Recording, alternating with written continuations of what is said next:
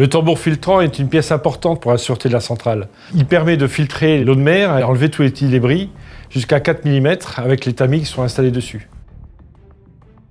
Le tambour filtrant est en place depuis 1985 et commençait à montrer des signes de vieillesse, donc il a été décidé de le remplacer afin de permettre la prolongation de la durée de vie de la centrale.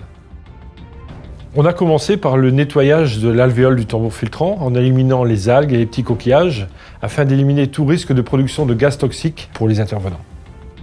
Une fois la préparation terminée, nous sommes attelés au démantèlement de l'ancien tambour, en commençant par les panneaux, les jantes, les contreventements, les rayons, pour finir par l'axe proprement dit.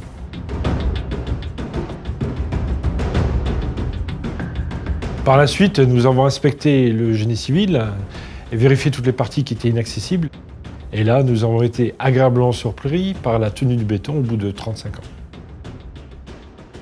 L'ancien tambour a été évacué pour être entièrement recyclé. Maintenant, il ne nous reste plus qu'à remonter le nouveau tambour.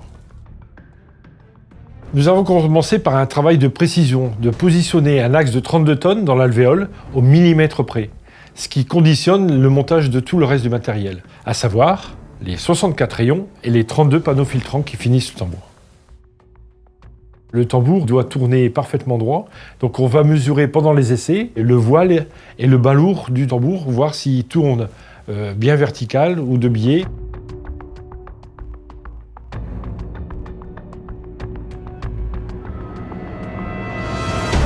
La dernière étape, les essais de requalification, qui se passent en deux parties, les essais à sec, les essais en eau, afin de vérifier que tout est conforme.